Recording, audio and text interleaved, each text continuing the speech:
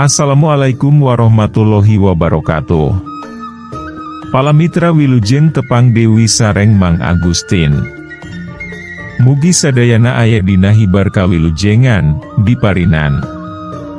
Sehat berkah tur arageung milik, pikeun ngolah kahirupan. Satumtum urang masih gumelar di alam dunia. Anu saur babasan mah teu lila urang hirup teh, ku kituna Mang Agustin titip ka palamitra sadaya. Ulah ngantun keun solat, daa solat mah teu.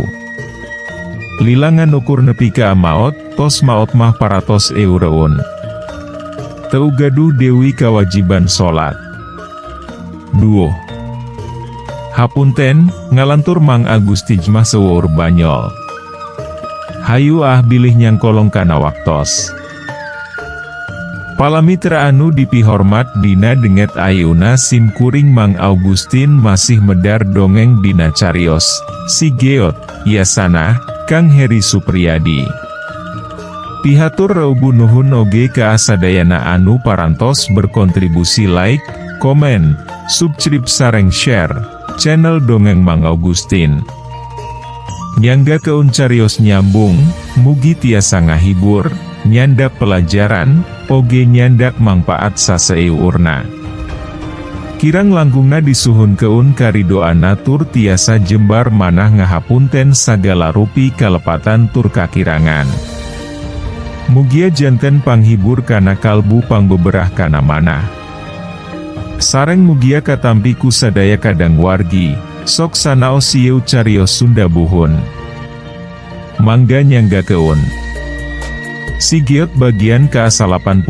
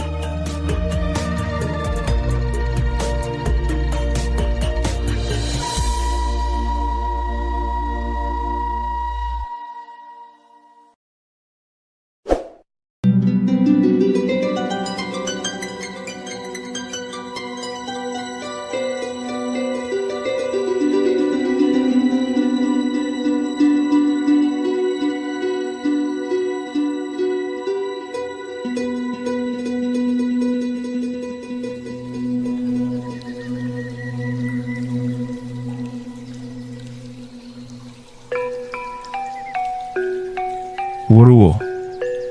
Selang sababaraha kedapan satu tasna si Geot ngagorowok teh, mega hideung dumadakan daratang ti saban madab, sarta ngumpul di luhureun medan peperangan. Langsung poe kaayaan di eta patempatan oge, ngan henteu ari nepi ka amongkleng siga mangsa keur pauting maah. Patingkolenyana cahya hejo anu sumberna tina pusaka anu keur dikeu-keueuk ku Prabu Ruswana, jadi mingkin atra katempona dina kaayaan kitu maah. Raraah, raraah, raraah. Teu lila antarana, di awang-awang katembong pating suruk sarta pating gurimpalna tilu naga, nobros kandelna gundukan mega hideung anu mayungan eta patempatan. Dina unggal ngaluarkeun sora anu pohara tarikna, tina irung jeung baham tilu naga teh henteu uelah ngutah-ngutah keun seune-unu ngabebela. Nepi ka apati ngaringeuh sakabeh prajurit ti pihak Purajaya oge, datayohna maah ngarasa keuung ari nyang harupan kaayaan anu sarupa kitu maah. Raraah, raraah, raraah.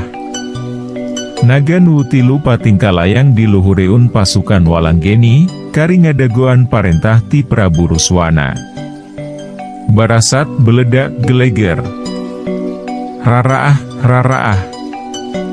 Bareng jeung ngabarasatna cahya kilat anu disusul ku sora guludug anu nepi ka apating beledak sarta patinga geleger pohara pisan tarikna, kadingi diwi aya sora naga anu leuwih harus batan samemehna. Surup gurimpal. Teu lila antarana, katembong hiji naga anu ukuranana aya 2 ti keleun ti tilu naga nu samemehna, muyar keun gundukan mega hideung anu mayungan legana eta palataran. Nepi ka ngadarekdek kalolobaanana prajurit maah mangsa nempo ukuran naga anu sakitu badagna teh. Seot. Naga nu pangbadagna nyirorot sarta kakalayangan diluhureun pasukan Purajaya. Si Guntur meureun ngaran eta naga teh, da mangsa ngajorowokna oge si Giot maah nyebut ngaran Guntur. Bisa gigireun ukuranana anu aya kana 2 ti keleunana saupama dibandingkeun jeung naga anu dicalukan ku Prabu Ruswana, panon si Guntur maah aya 3. Ngan pedah, ari panon anu aya dina palebah tarangna maah henteu beunta. Raraah. Si Guntur ngadon calawak. Suh belesat belesat. Tina baham eta naga aya 100 jirim buta anu barijil, dususul ku 100 jirim awewe anu tina rurupaanana estuning matak pikasiu neon pisan. Tetela anu kaluar tina baham si Guntur teh tayalian urut sesasesana prajurit Prabu Dongkar, sarta makhluk-makhluk anu awewena mah sabangsa jeung Nyi Onah, anu kungsi dititah babakti ka Acep Danu Tea. Sakaluarna tina baham eta naga, kabeh oge langsung pating belesat ngadon mantuan pasukan prajurit goib anu aya di pihak Purajaya. Mingkin marolohok Dewi Bae Sarerea oge sakur-sakur anu nyaraksian kana eta kajadian maah. Serang duruk kabahanana. Ti pihak Walanggeni, kadinge Prabu Ruswana geus ngajorowok marentah tilu nagana. Raraah. Tilu naga meh bareng pating surup nguru ka pasukan Purajaya. Bagian maneh, Guntur. Si Giot ngajorowok sarta tanggah neuteup nagana. Raraah. Suh. Harita keneh si Guntur langsung nyurup mapak tilu naga. Raraah. Sur. Tilu naga ngahujanan si Guntur ku hebosan seuneu anu pohara ngabebelana. Si Guntur oge males ku ketak anu sarua. Ari keuna maah loba nu keuna kana sasaran sakur hebosan suwe utina baham unggal naga teh, tapi eueuh nu neurak da bubuhan ngan saliwat. Jabati eta, sisit-sisit anu ngabulen kabeh naga oge pohara pisan wedel tur kacida baradagna, lamun dibandingkeun jeung tameng anu dibarawaku prajurit maah, hiji sisit naga anu tilu teh meh sarua ukuranana, malah maah masih keneh gede sisit naga. Lain dewi ari ukuran sisit si Guntur maah, da awakna oge meh 2 ti keleun ti awak unggal lawana. Sok sanajan henteu mampuh ngaduruk 4 naga, tapi luntap-lentapna seuneu teh pohara pisan panasna, da muun seuk keunana ka amanusa biasa maah sahebos oge geus pasti matak tutung sarta palastra. Bawa ka anu rada anggang, jorowokna si Giot, tayohna maah ngarasa melangka arebuan prajurit anu keur araya di handapeun 4 naga anu harita keur galungan. Raraag. Si Guntur langsung nyelepung, sarta nyuruh rada ngajauhan medan perang. Naga nu tilu oge gancang ngarudak, siga anu embung mere lolongkrang gerak ka anu jadi lawan. Serang! Ti pihak Walanggeni, kadenge Kipatih Bangkarjaya geus nyerowok mere komando ka pasukanana. Gurudug. Pasukan panah ti pihak Walanggeni maju panghiulana, ditutur keun ku pasukan Tumbak jeung pasukan kuda, sarta pasukan anu liana. Hahaha, aing heula, Balat si kelabang anu ngahiji dina pasukan panah, siga anu hayang milaraan ka urut pamingpina, sabab geus yakin pisan yen pasukanana maah bakal dititah mapak pasukan musuh leuwih ti heula, da bubuhan ngeusian jajaran nu panghareupna. Si kelabang nepi ka aguda Gadut sarta dulak delek siga nu keuheul. Prabu Purwita jeung renenganana, katut unggal pamimpin ti unggal pasukan Purajaya, kabeh geus pating laliuk ka Sigeot, siga anu geus teu sabar hayang sagancangna meunang parentah. Ari anu dilaliukna maah harita teh tiba ngacungkeun leungeun katuhuna, minangka isarat sangkan ulah waka ngayakeun tindakan.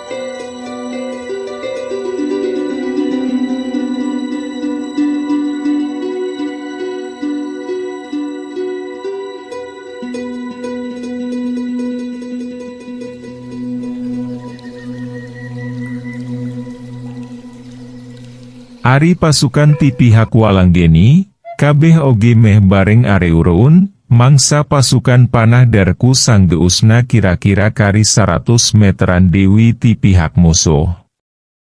Dina mangsa harita, Ari Prabu Ruswana jeung rerenganana maah teu kungsi arincah tina tempatna.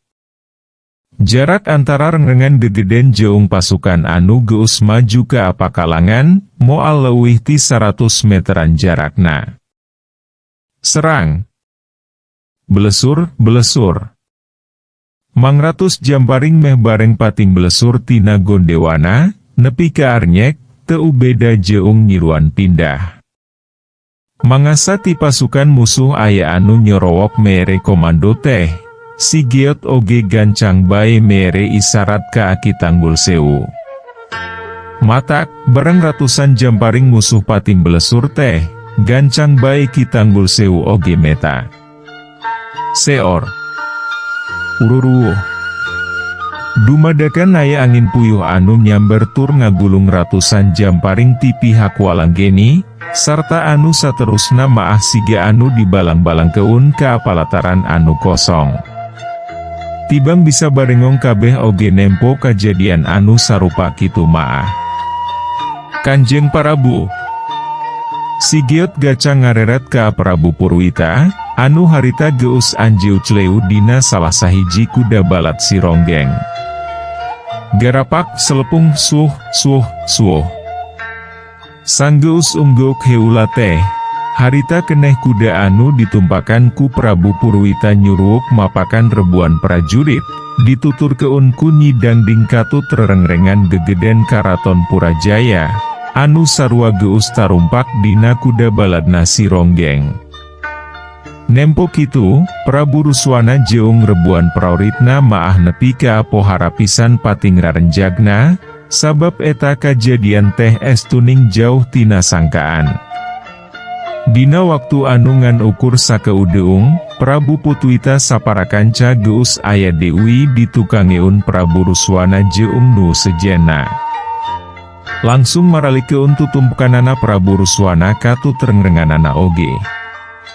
Ari pasukan prajurit ti pihak Walanggeni, bet siga anu bingung ku pipetaun, darek nulungan raja jeung rengrenganana oge, siun kumaha onam ari nonggongan rebuan prajurit ti pihak musuh anu jarakna geus sakitu nampeu pisan teh.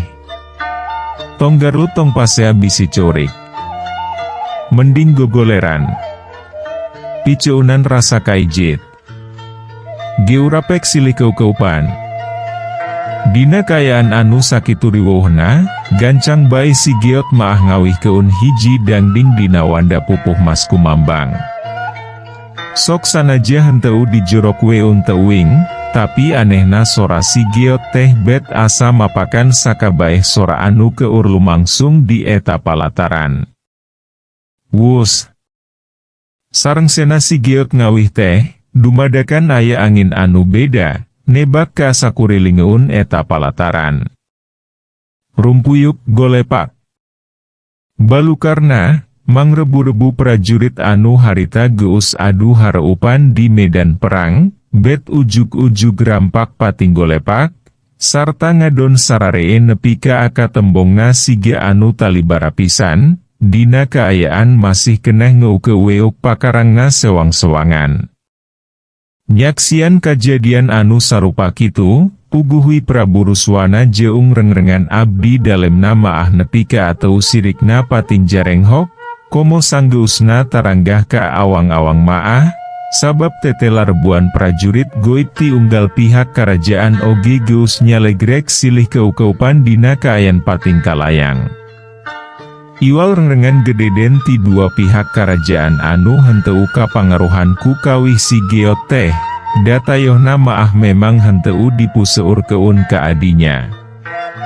Lain ti pihak Prabu Ruswana wungkul kituna teh, dalah Prabu Purwita saparakanca oge nepi ka sarua pating polohokna.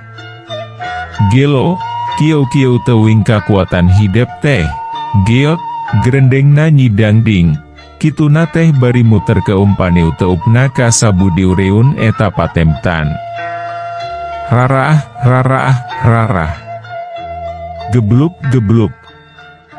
Dipu seureun medan perang anu rebuan prajuritna geus pating golepak teu inget di bumi alam, katembong si Guntur jeung tilu musuhna masih keneh papuket garalungan, nepi ka ngabalukarkeun ledugna pakalangan. Saliwat oge geus bisa dipastikeun, yen dina mangsa harita teh si Guntur geus mimiti ka desa Kutilunaga. Garapak, selepung. Nempo kitu maah guragiru bae si Ronggeng hiber mawa si Giot, ngadiukeutan opat naga anu keur galungan. Raraag.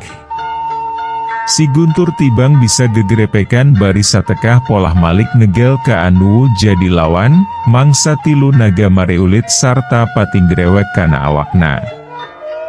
Dina kaayaan kitu, kalayan masih keneh anjeu cleu dina tonggong si Ronggeng, saanjukna ka hareupeun opat naga anu harita keur galungan teh, gancang bae si Giot maah meure umkun sapasang panona. Gebur. Taulila antarana, dina palebah tarang si Giot katembong aya cahya hejo nu hurung ngempur. Gancang dikeupeul.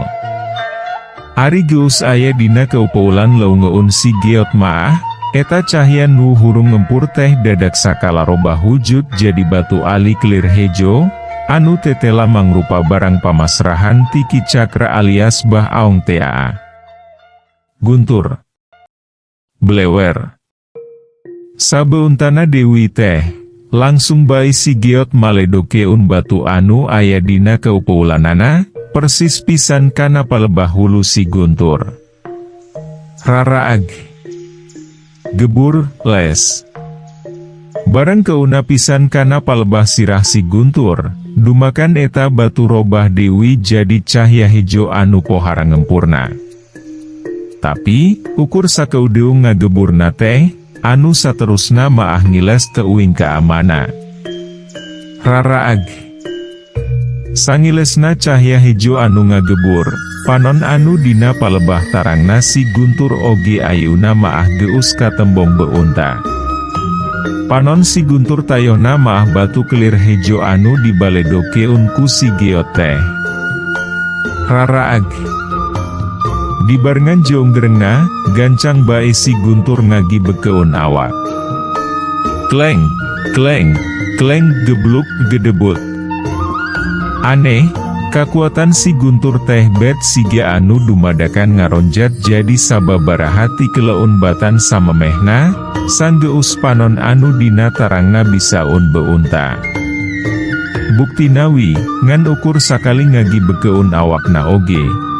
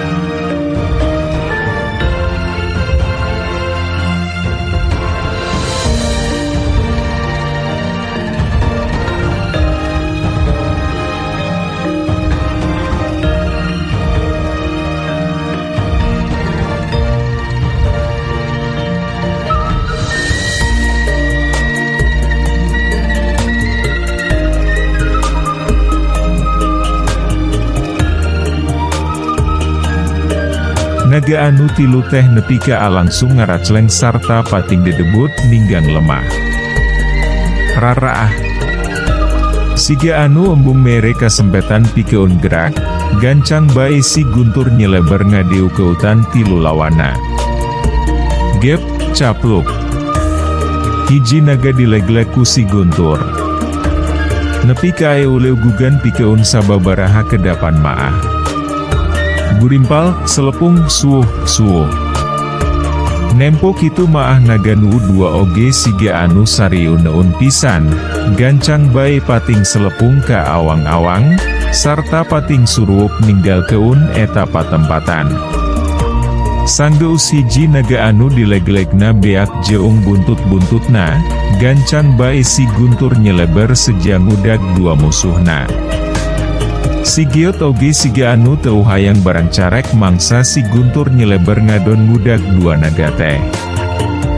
Gembul geuningan si Guntur teh, den, ceuk si ronggeng ka anu keur anjeu cleu dina tonggongna. Tibang ngerengeh si Giot maah mangsa eta kuda ngomong kitu teh. Dina waktu anu sarua, Ari Prabu Purwita katut rengrenganana maah, harita teh geus hut heet enggoning nyang hareupan musuh-musuhna. Boh abdi dalam ti pihak Purajaya, pon kitu Dewi ti pihak Walanggeni, katembong geus aya sababaraha urang anu palastra. Hiya ah. Siet. Saurang abdi dalam katembong ngagajeng bari ngahaumbat keun pedangna, rek ngabongohan si Ujat anu dina mangsa harita keur hut heet dirempuku dua lawan. Seak, terang. Mangsa seu-seu keut pedang geus rek keuna pisan kana punduk si Ujat teh, kaburu ngolebat hiji pakarang anu nadah kana eta panarajang. Nepi ka pohara pisan ngagebekna abdi dalam anu rek ngabongohan si Ujat oge, sabab tetela anu cikeneh nadah kana panarajangna teh tayalian si Kurai. Goblok. Nanahaonan Arisia, ontohot?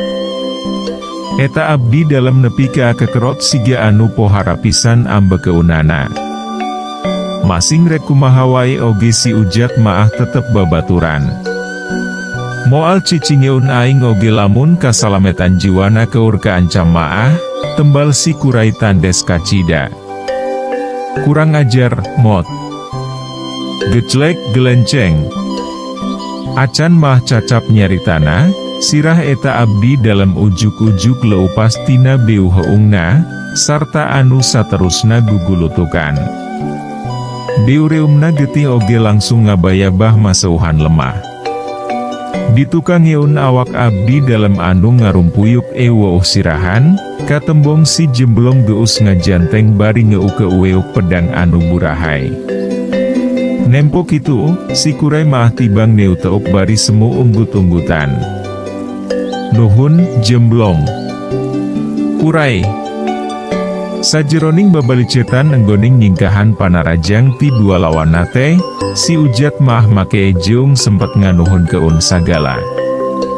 Si Kurai teu nembalan, malah gancang bae ngagajeng rek mantuan si Jemblong, anu harita geus ditarajang ku dua abdi dalam ti pihakna sorangan.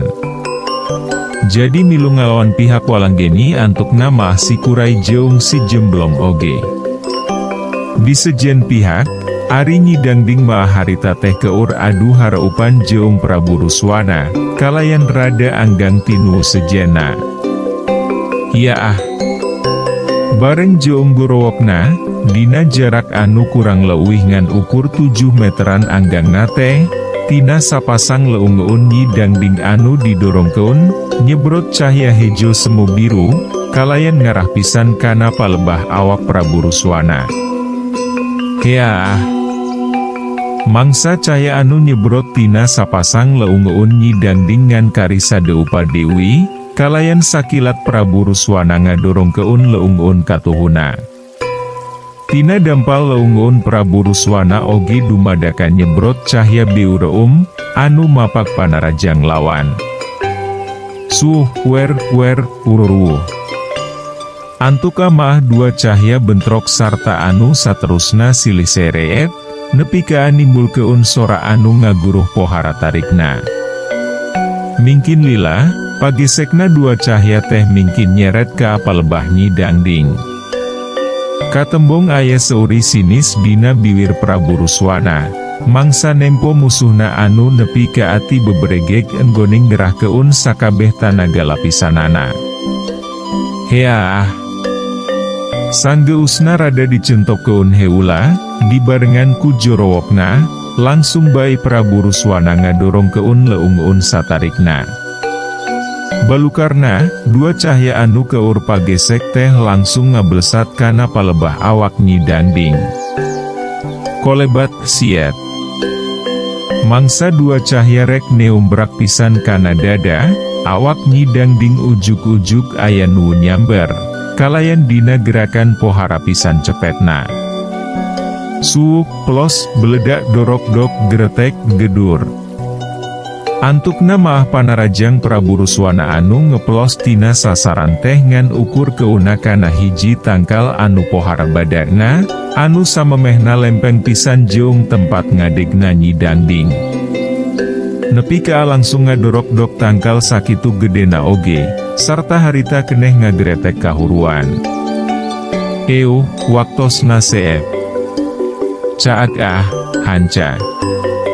Urang simpen di handeuleum si paragi nyokot ninggal keun, enjing urang sampeur Dewi, hapunten palamitra kanggo nyumangetken sim kuring, Mang Augustin ngadongeng teh, nuhun keun di subscribe, di like sareng di komen, atanapi di share manawi masih aya keneh nu resepeun kana dongeng, supados teu kakantun carios salajeungna.